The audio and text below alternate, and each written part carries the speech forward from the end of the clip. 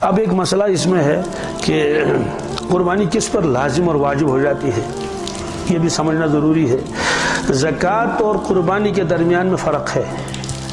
زکوٰۃ کے لیے شرط ہے کہ جو آدمی صاحب نصاب بن گیا 1 سال گزرنے کے بعد اس پر زکوٰۃ لازم ہے۔ میں مثال بتاتا ہوں۔ ایک لڑکی کی شادی ہوئی، اس کے پاس کوئی پیسہ ویسا نہیں تھا، لیکن شادی کے موقع پر اس کو میکے والوں نے، سسرال والوں نے، اس کی سہیلی نے سونا دے دیا 5 لاکھ کا۔ کتنا؟ جب اس کا ہم نے گیا تو 5 لاکھ کا سونا۔ اب سوال ہے کہ تو 5 لاکھ تو 5 لاکھ کا سونا اس کے پاس ہے، وہ تو مالک بن گئی ہے، وہ تو اس کی ملکیت ہے، اور اس میں شوہر کا بھی کوئی دخل نہیں، بالکل نہیں۔ اب سوال ہے کہ وہ زکوٰۃ کب دے گی؟ کہتے بھائی 1 سال کے بعد۔ کیا؟ ابھی نہیں، 1 مہینے 2 مہینے، 1 سال جب گزر جائے گا۔ جیسے اس کی شادی جون میں ہوئی تو اگلے جون میں اس کی جو زکوٰۃ دینی پڑے گی۔ اگر اگست میں اس کی شادی ہوئی ہے تو سال جب گزر جائے گا چاند کے اعتبار سے، شرعی اعتبار سے، تو اس وقت اس کو زکوٰۃ دینی ہے۔ گویا نصاب کے اوپر سال کا گزرنا شرط ہے۔ لیکن قربانی کے لیے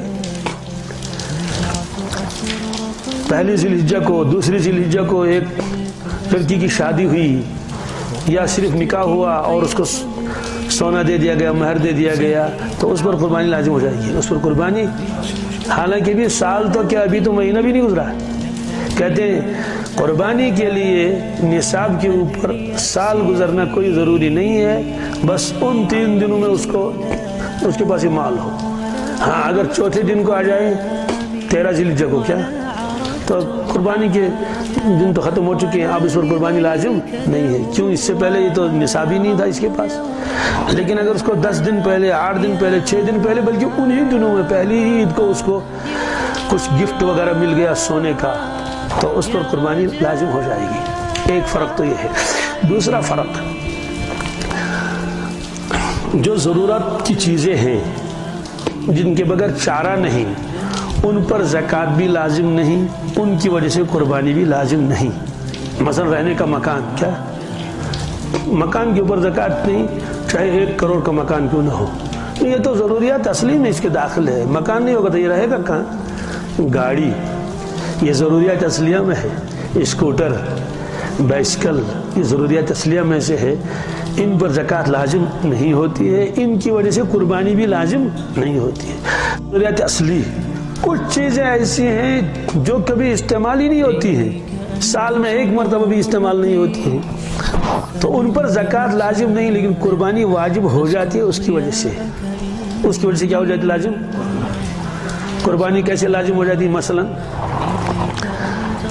ایک خاتون ہے، اس کے پاس کپڑے ہیں، چاہے وہ سلے ہوئے ہیں یا ویسے کپڑا ہے ابھی سلا ہوا نہیں ہے، ضرورت سے زائد ہے، کیا وردن اتوان کا شد پوچھ 10 سوٹ چھسکز 10-15 سوٹ اس نے بنا کے رکھے ہیں، کبھی استعمالی سال میں 1 مرتبہ بھی استعمال نہیں ہوتے۔ کہتے ہاں زکوٰۃ تو اس پر لازم نہیں ہے چونکہ یہ مال نامی نہیں ہے، البتہ اس کی قیمت لگانی پڑے گی۔ اگر وہ قیمت نصاب کے بقدر پہنچ جائے تو اس کی وجہ سے آپ پر قربانی لازم ہو جائے گی۔ اس کی وجہ سے قربانی، کس چیز کی وجہ سے؟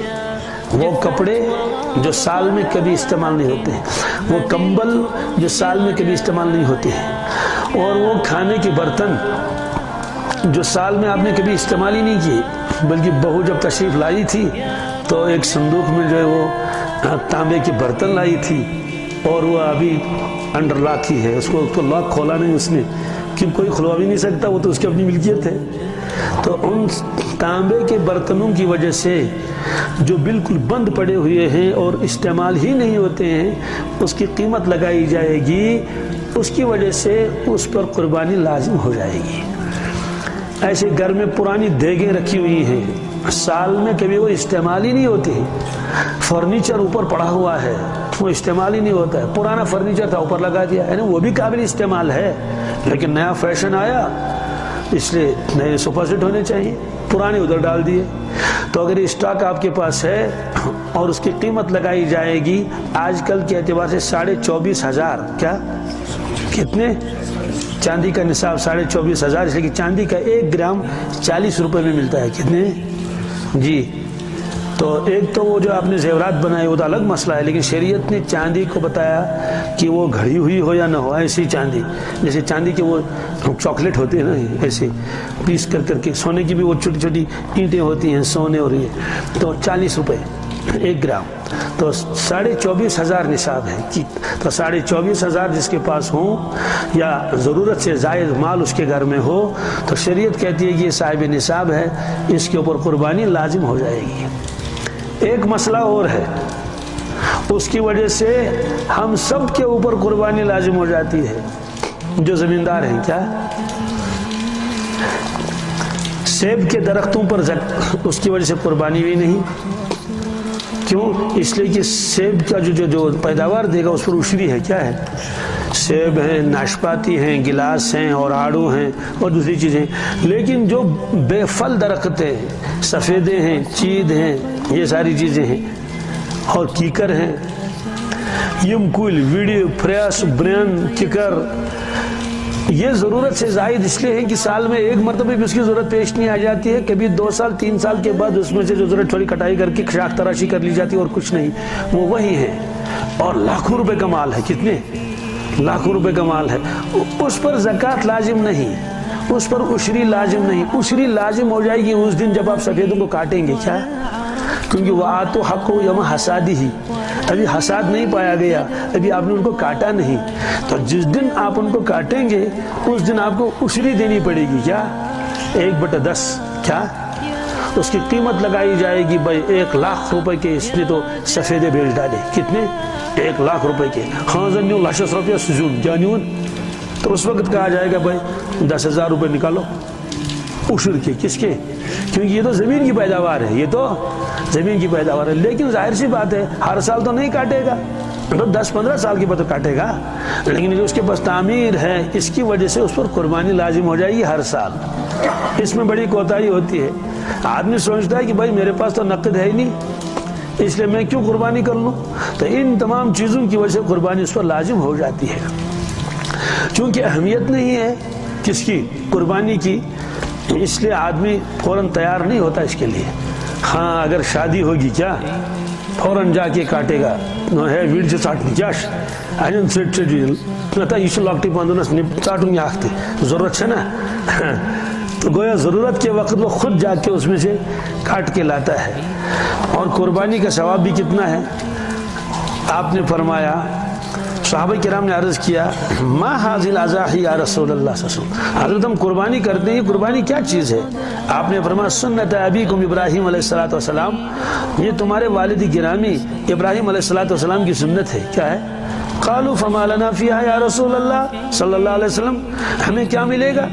कुर्बानी तो हम भी करेंगे, मिलेगा क्या?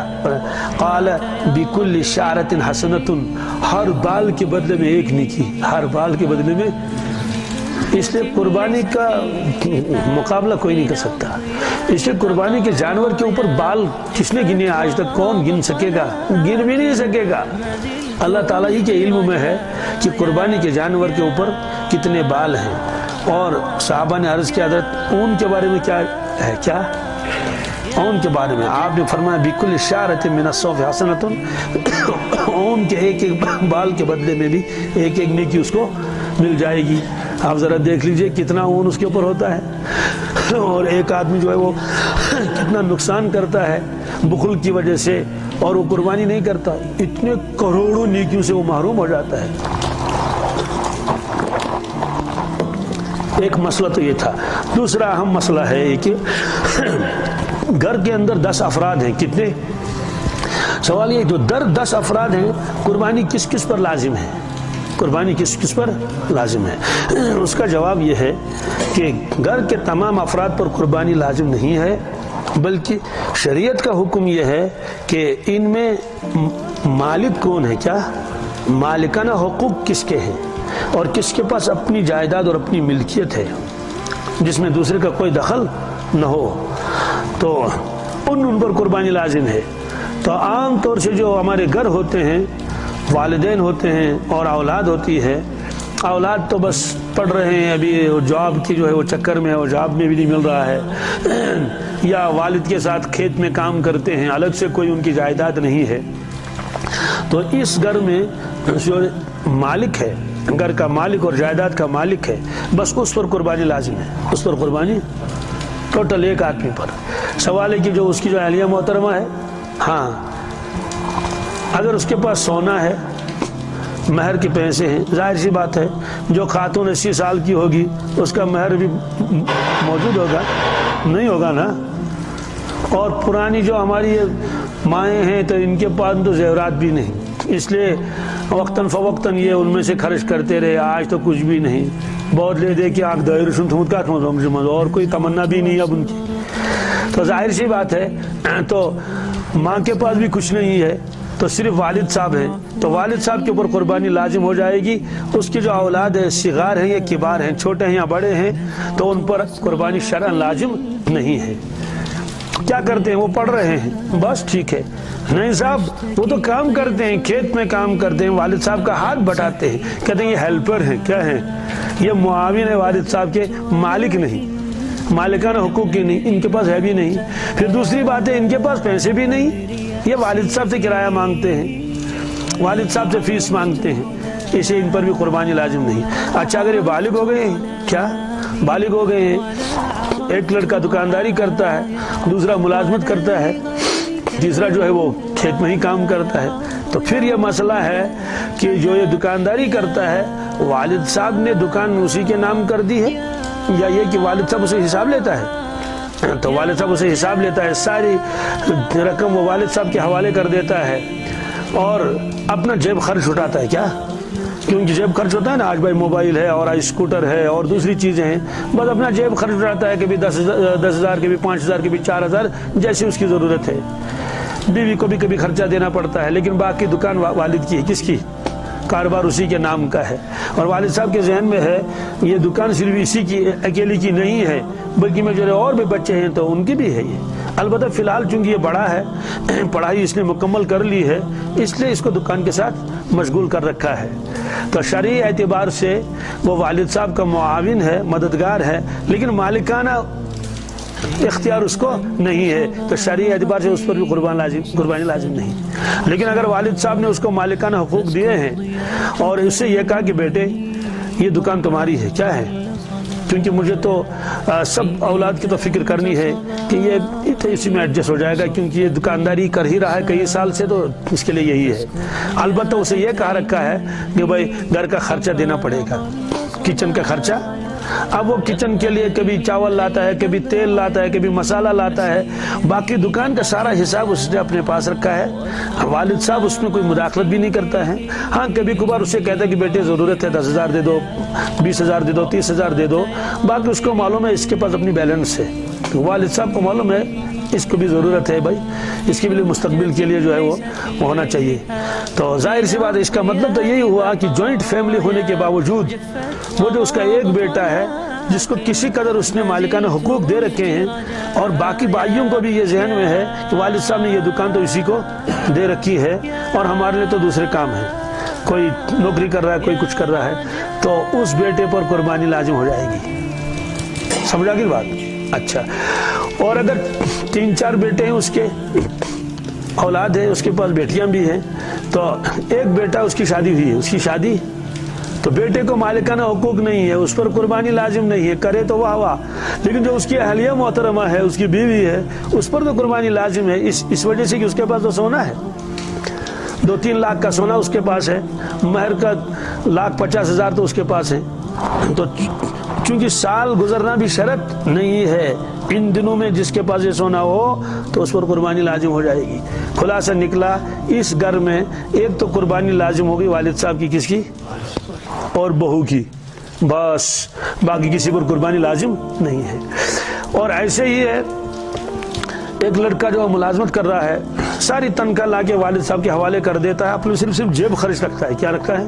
جیب خرچ رکھتا ہے، تو ظاہر سی بات اس کا مطلب ہے کہ جیب خرچ تو خرچ ہو ہی جاتا ہے، اور کوئی بچت اس کے پاس ہے بھی نہیں، اور 10,000 بھی اگر بچت ہوں تب بھی قربانی لازم نہیں، 20,000 بھی اس کے پاس نقد ہوں تب بھی وہ صاحب نصاب نہیں ہے، 24,500 جب تک اس کے پاس نہ ہو، تو معلوم یہ ہوا کہ جیب خرچ ہونے کے باوجود بھی اس پر قربانی شرعاً لازم نہیں ہے. اور پہلے تو جی پی فنڈ بھی کاٹتے تھے، مجھے معلوم نہیں آج کاٹتے نہیں، گورنمنٹ کاٹتی ہے نہیں کاٹتی ہے. جی پی فنڈ کے بارے میں بھی بہرحال مسئلہ تو اپنی جگہ ہے.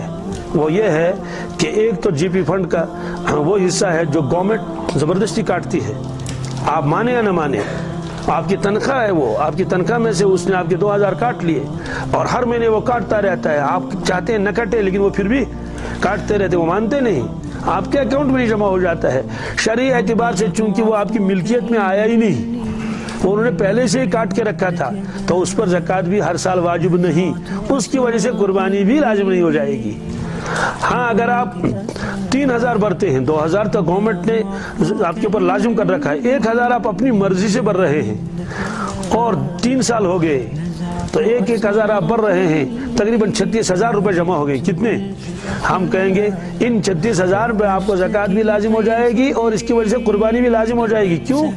یہ تو آپ کی امانت آپ نے اس کے پاس رکھی ہے، چاہے آپ نے بینک میں رکھی ہو، زید بکر عمر کے پاس رکھی ہو یا گورنمنٹ کے پاس رکھی ہو. اس لیے وہ تمہاری رقم اپنی تھی، آپ مالک ہونے کے باوجود اپنے اختیار سے اس کو وہاں رکھ رہے ہیں، تو اس کی وجہ سے قربانی لازم ہو جائے گی. تو جوائنٹ فیملی میں یہی ہے کہ اگر بچے بالغ ہیں پھر بھی ان کے اوپر قربانی لازم نہیں، مالکان حقوق نہیں. لیکن جس دن والد صاحب کا انتقال ہو جائے، کیا چاہے ابھی بھی جوائنٹ فیملی ہے اور انہوں نے ایک کو بتایا بھائی یہ تو خاندار ہے، کیا ہے یہ؟ وہ خاندار، ان کے خاندان کریں حوالہ امسی. تو جس دن والد صاحب کا انتقال ہو جائے گا اسی دن سے وہ سارے صاحب نصاب بن گئے اور مالک بن گئے، اگرچہ بھی پراپرٹی تقسیم نہیں ہوئی، ان پر قربانی لازم ہے. اگر ہم تقسیم کریں گے، اس کے بھی 24,500 آ گئے، اس کے بھی اس کے بھی اس کے بھی اس کے بھی. مثلا والد صاحب کا انتقال ہوگا، 1.5 لاکھ روپے جمع تھا، 1.5 لاکھ روپے اس وقت تک والد صاحب کا تھا، لیکن جب والد صاحب کا انتقال ہوا، ابھی دفن بھی نہیں ہوا، تو وہ فطری طور پر ان کے اولاد کی طرف منتقل ہو گئی. چاہے ابھی آپ نے ہاتھ میں نہ لیا ہو ایسی ساری جائیداد. اس پر ایک مسئلہ بھی ہے، وہ مسئلہ میں نے شاید آپ کو پہلے بھی بتایا تھا. ایک بہت بڑے عالم تھے، بزرگ تھے، ان کے پاس ایک خاتون آئی مسئلہ پوچھنے کے لیے. کیا مسئلہ اس نے پوچھا؟ مسئلہ اس نے یہ معلوم کیا کہ حضرت میرے شوہر تیز مزاج ہیں، ایک مرتبہ اس سے لڑائی ہوئی تھی تو میں تو اس نے قسم کھائی اگر تم اپنے باپ کے گھر گئی تو تجھے طلاق ہے. تجھے یہ یو پی والے کہتے ہیں باپ کے گھر، یہ ان کی زبان ہے. ہمارے یہاں کہتے ہیں معلوم نگر کیسے، کیا کیسے تو باپ کے گھر. اب میں باپ کے گھر گئی نہیں، سال ہو گئے، والد بیمار بھی ہو گئے، تب بھی نہیں گئی کیونکہ وہ سمجھدار تھی. لیکن اب والد کا انتقال ہو گیا ہے، اب میں سوچتی ہوں کیا کروں، جاؤں یا نہ جاؤں. نہ جاؤں تو اس کے بغیر بھی چارہ نہیں، جانا بھی توڑے پڑے گا. تو اس بزرگ کے پاس آئی، عالم بھی تھے، انہوں نے کہا بیٹی یہ طلاق معلق ہے، طلاق تو پڑ جائے گی، طلاق تو پڑ جائے گی، اس لیے کہ آپ نہیں جا سکتی.